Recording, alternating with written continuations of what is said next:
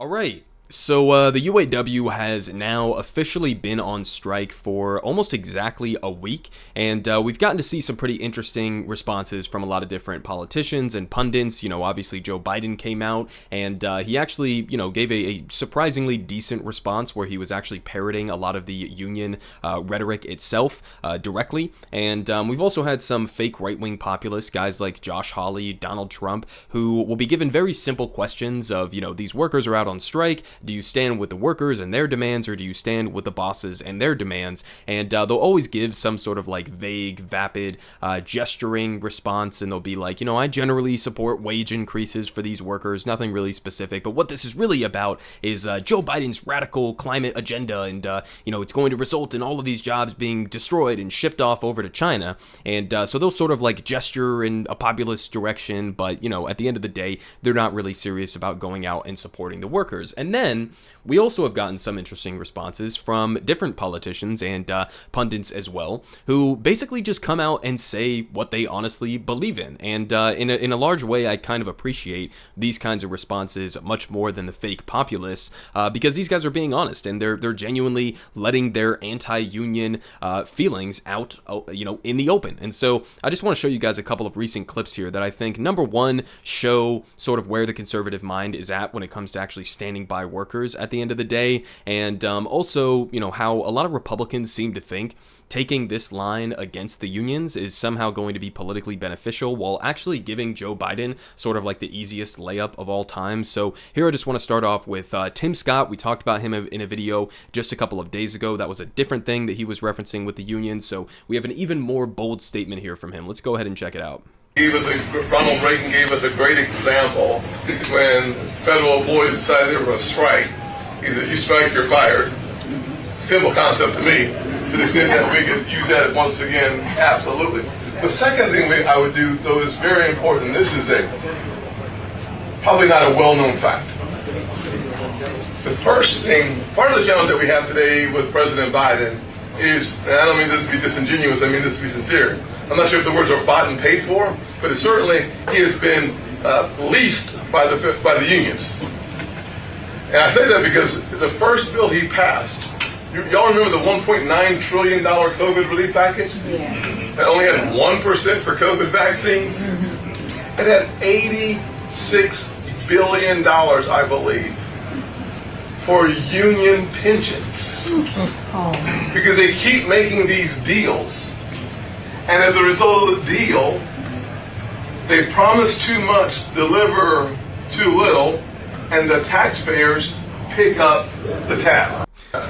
Okay, so there was, wow, so much going on with that clip. Okay, so first he just lays it out, very openly. He says, I want to go with the Ronald Reagan approach and how he handled the air traffic controllers back in the day, which it's not even really a comparable situation because Ronald Reagan actually had the ability, because they were under the, under the throes of the federal government. He had the ability to fire those workers. So I guess, Tim Scott, he wouldn't actually, if he was the president, be able to directly fire like UAW workers, but I guess he's encouraging the corporations to do that. So that's his message, take it at face value. He's saying you go on strike, you should be fired. He basically is saying he doesn't support unions even really existing in any way, shape, or form, because the only leverage that you really have as a union isn't by just like collectively going up and asking your bosses for, wage increases or better benefits or working conditions or whatever. No, the actual leverage comes from having the ability to go on strike, to do a work stoppage, and therefore cause some sort of economic damage to the corporation so that they can,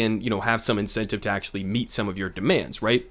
So I guess Tim Scott is basically saying he doesn't support unions even fundamentally existing or having any leverage whatsoever under a capitalist economy. Okay, so then we jump forward, and beyond that, he also threw in that weird vaccine line, which is just kind of interesting for a Republican politician in the primary. I mean, obviously, I'm generally in support of vaccines. I mean, obviously, I don't support big pharma. I think that the pharmaceutical industry should be nationalized in this country. But it's kind of interesting for a GOP primary candidate, given where Republicans are at right now with vaccines and how how anti-vax a lot of them are, that he would come out and say, I guess, or insinuate that Joe Biden in this big federal spending package didn't give enough towards the development or the distribution of vaccines. So interesting take there from a Republican politician. Then another thing that he said towards the end there was about these pensions, right? And he has this entire situation, of course, entirely wrong, right? So he says there at the end that, part of this big federal spending package gave 80 some odd billion dollars to bail out the pensions of a lot of these union workers. And then he blames that basically on the union itself. He's saying that the union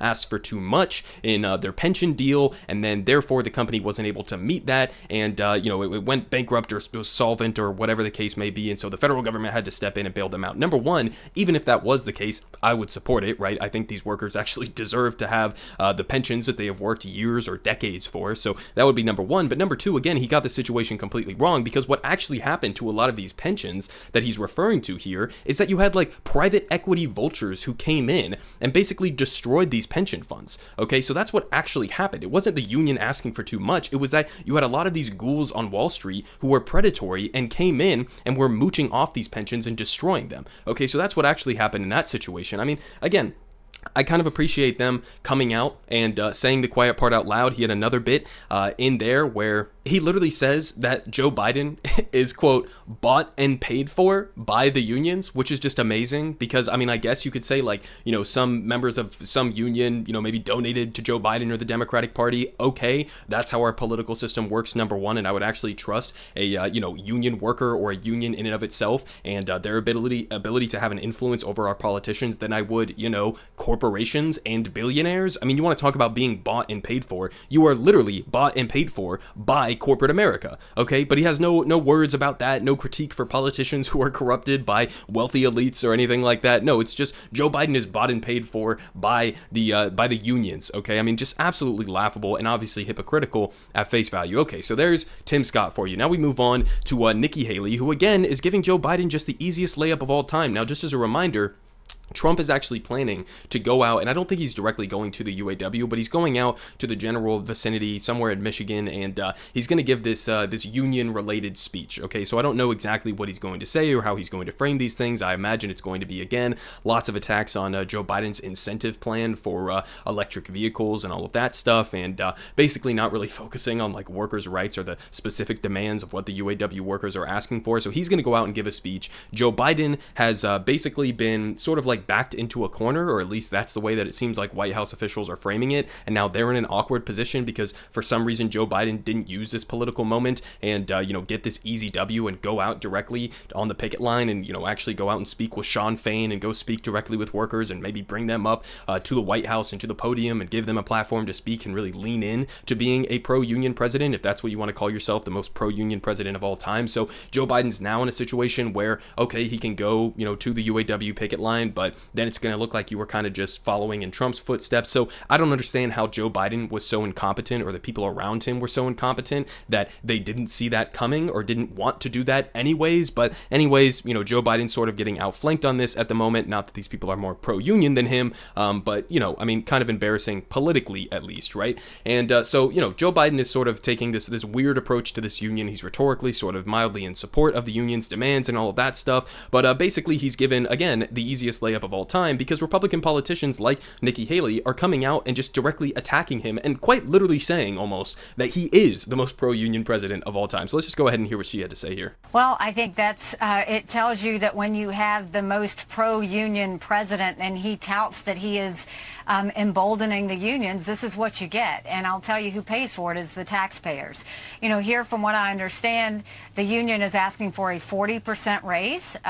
The companies have come back with a 20% raise. I think any of the taxpayers would love to have a 20% raise and think that's great. But okay, first of all, it's not a 20 or 40% raise immediately off the jump. This is a contract that lasts like over 4 years. Okay, so it's a 40% raise over 4 years, right? And if you actually look at the stagnating wages of these union members within the UAW, their wages haven't even really been keeping pace with inflation. Okay, and at the same time, right? So they've had a decline in the real wages that they have been receiving over the last decade or so, right? So that's number one. 40% over the next 4 years. That's really just playing catch up to where they already should have been. That's number number one. Number two, I mean, the reason that they're proposing the 40% in the first place is because that's the fucking amount that the CEO who's making $20-30 million a year, okay, got in their salary increase. Okay, so not exactly an unreasonable demand, but of course she doesn't say that. She just frames it as if like, oh, these union workers are asking for a 40% pay raise in the next month or something. I mean, completely fucking embarrassing. But, the problem is we're all going to suffer from this. This is going to cause things to go up. And, this is going to last a while. But, when you have a president that's constantly saying, go union, this is what you get. The unions get emboldened, and then they start asking for things that, that companies have a tough time doing. Well, Okay, so, I mean, there you go. Again, she's giving Biden the layup. She's saying Joe Biden is the most pro-union president ever, and, he's out there on the picket line, and he's shouting, go union, go union. He's emboldening the unions. I mean, I wish that Joe Biden was this, like, radical lefty that a lot of Republicans seem to think that he is, or that they're trying to portray him as. So, I mean, that's one aspect of it. Now, again, one of her most bullshit talking points that she said throughout that entire, that little bit there, that clip that we just watched, is, she's saying for some reason that the American taxpayers are going to pay for this. I don't know what the fuck she's talking about there, because this has nothing to do with taxpayers. It's not as if taxpayers are going to have to foot the bill for the contract that the UAW is negotiating right now. So just kind of pulling that phrasing out of her ass. And then, on top of that, obviously, she insinuates that, this is going to dramatically raise the cost of, cars in the United States. Number one, if that happens, if the car prices jump up significantly as a result of this, union contract that is formed, assuming that the UAW gets every single thing that they're asking for, right? If the prices jump up, you know whose fault that's going to be? It's not going to be the fault of Sean Fain or the UAW or the workers who are on the picket line right now. It's going to be the fault of the CEOs, of the executives, of the corporate structure in and of itself. Why? Because as we talked about in our most recent UAW video on this channel, Sean Fain laid this out for everybody, okay? The president of the UAW. The labor cost per vehicle from the big three car companies that are being striked by these workers right now, it's 4 to 5% of the total vehicle cost, okay? 4 to 5%. So when you're talking about companies that are spending tens of billions of dollars on stock buybacks on an annual basis, right? And then you're talking about workers who are making like meager demands for increased wages and cost of living adjustments and better working conditions, better benefits, etc., right? It's not even comparable, right? So the real equation here isn't, the workers are going to ask for a contract that's this large, and so that's how large the the price of a sticker price on a car is going to end up going up. No, if that happens, it's only because these car companies, the executives, the CEOs, the elites at the top who run these car companies are refusing to take a haircut on the executive pay, on the shareholder dividends, on the stock buybacks, which as a reminder is literally just stock manipulation and should be illegal in this country. We looked at the graph just the other day in the recent UAW video that I did. They went up like 1,500% over the last 4 years in terms of the amount that they are spending on stock buybacks. Okay, so I mean, what are we talking about here, right? I mean, they make this out to be as if like there's a one-to-one correlation between what a worker is being paid and what the cost of an item is going to be. Okay, it's almost as if they think that we're not living under capitalism, right? Where you have an elite class that sits at the top that extracts the vast majority of the profits out of this system. That's what's actually happening here. If you don't want the cost of cars to go up as a result of this contract, talk to the fucking bosses, talk to the CEOs, tell them to take a fucking pay cut, okay? Tell them to stop spending tens of billions of dollars on an annual basis on stock buybacks, on stock manipulation. So, I mean, again, all of these motherfuckers are so dishonest, just wildly dishonest hacks here. And of course, again, super ironic that they insinuate that Joe Biden is in the pocket of big union, as they are literally doing talking points that are like the wet dream of the executives and the car companies themselves, who they are getting funded by. You are literally getting funded. You are in the pocket of corporate America, of Wall Street, okay? That's who you are, right? So I would much rather have a president who's in the pocket of, union members than in the pocket of Wall Street ghouls. But there you have it. Now, I just want to finish off here real quick with good old Ben Shapiro, who, again, is giving a pretty similar rant, and he's all worked up over here with his little, baby squeaky whiny voice, and he's going to tell us about how this is going to bankrupt these car companies and how wild these demands are and how, the unions didn't build the middle class in the United States and all of that stuff. So let's just go ahead and hear what he's got to say. All of this can be laid at the footstep of this White House. All of this stuff.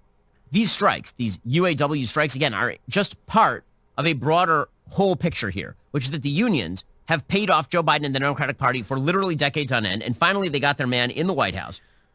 the most pro-union president since Barack Obama, and probably more pro-union even than Barack Obama, who's too What? The most pro-union president since Barack Obama? The guy who was one president ago before Trump? What are we talking about here? That's like the most pro-union president in the last, what, like 8 years or something? What the fuck are we talking about here?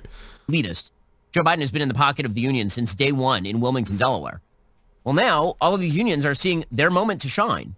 According to Politico, the UAW's walkout Friday at 3 Ford, General Motors, and Stellantis plants, Stellantis, by the way, is Chrysler. They got sold to a European conglomerate, could become the most politically and economically disruptive strike since President Joe Biden took office. But it's hardly the only significant labor management clash during his administration. Maybe part of that is because you actually appointed a union man head of your labor department and your National Labor Relations Board, an absolute Frankensteinian monster in terms of its pathetic effect on the American government, the NLRB. It's a disgrace to American government. We abide by all rules and regulations of the NLRB. I have to say that every time because literally one time I made a joke and they sent us a threat letter. This is what they do for a living. They just threaten businesses that are not in violation of the law. Workers, according to Politico.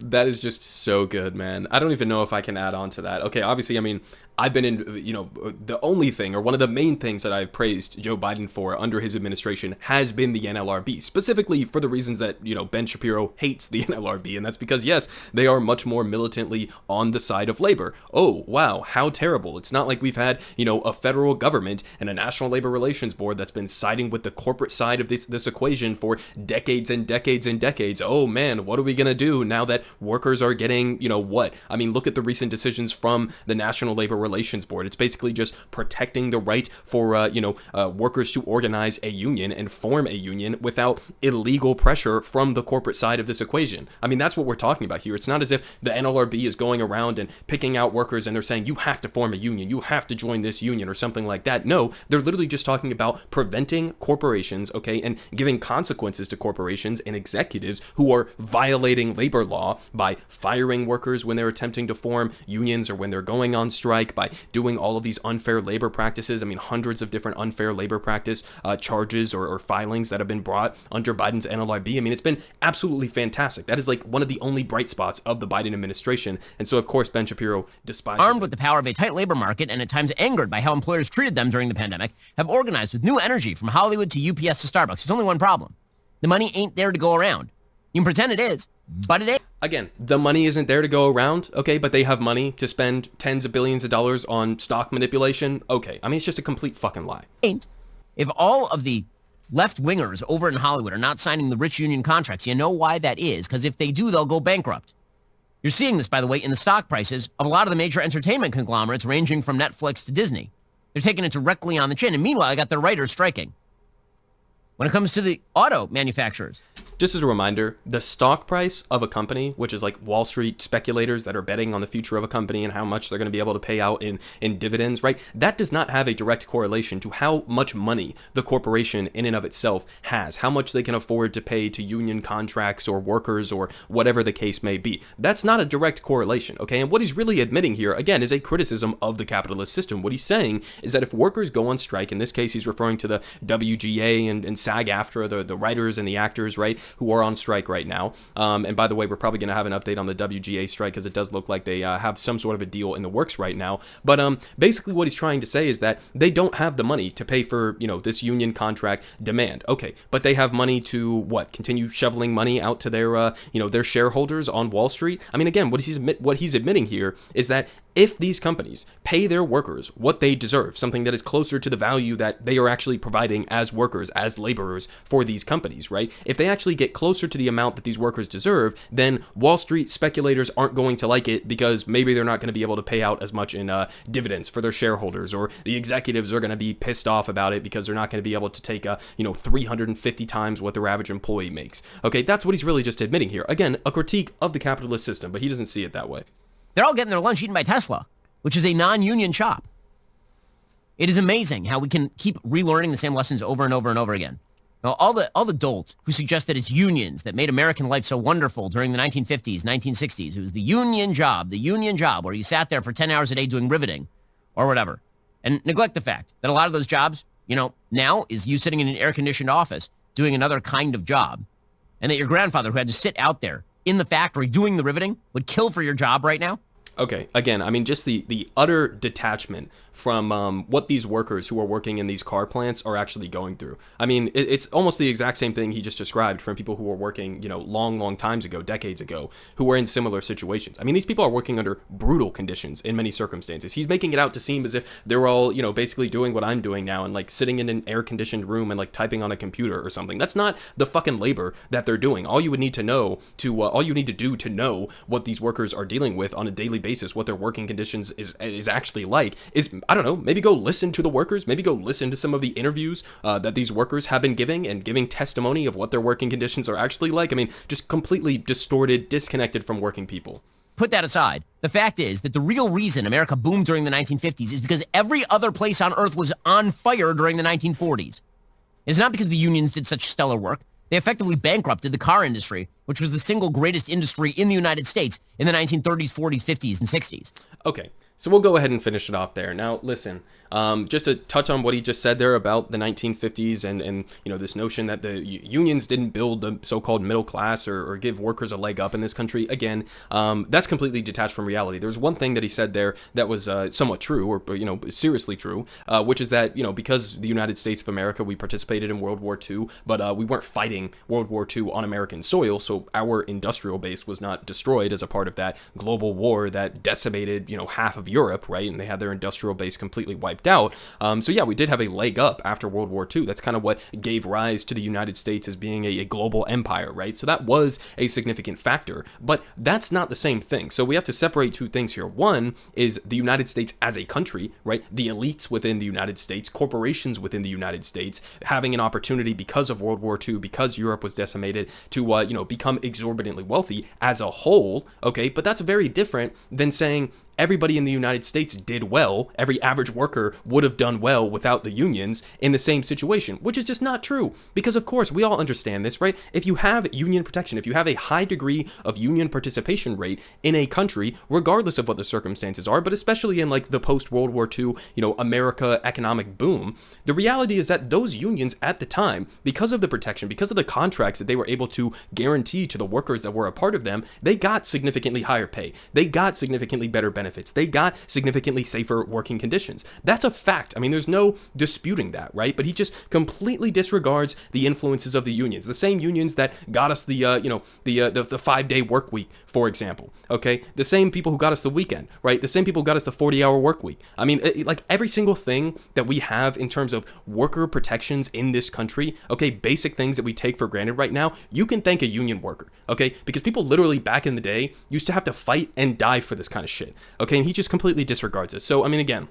at the end of the day, none of this commentary is surprising from Tim Scott, from Nikki Haley, either, Trump or Josh Hawley as well, but Ben Shapiro, all of these other anti-union, people or commentators or pundits or whatever you want to call them, right? None of this is surprising because this is who they serve, right? They serve their corporate masters, right? They serve the capitalist elite. So it's not surprising in the slightest. Now, what is kind of surprising, well, not necessarily surprising, but shocking in a way, is that Democrats are not sprinting full speed in the opposite direction of what these people are saying, right? This is a perfect opportunity for Joe Biden, for the Democratic Party as a whole, to go out there and be as fervently pro-union as you possibly can. Not just in the sense of like, oh, I'm going to put somebody who's the head of the NLRB and they're pretty good and they're making pro-union decisions. No. Use the bully pulpit. Go out there. Go attack Trump as being anti-union because he's not going out there and supporting the specific demands the UAW is making. Go out on the fucking picket line, okay? Call these people out. Use the propaganda that they are trying to use against you and use it as a positive, right? Joe Biden should be cutting an ad right now of Nikki Haley saying he's the most pro-union president in modern American history, right? Go cut a fucking advertisement with Tim Scott saying a similar thing. I mean, this is what you would actually do if you were serious about not only having good policy, but also good politics in this kind of situation, right? Okay, so I mean, there you go. We have the conservatives who are coming out lambasting the union for having the crazy, unreasonable demands of like, having safe working conditions, decent benefits, pensions, and, livable wages, the outlandish demands that they're making on that front. And then also, again, giving Joe Biden the easiest layup of all time. Will Joe Biden, make this layup or airball? I guess it's yet to be fully seen. Everyone is saying good politic guy has the best politic. Believe me, no one does it like him.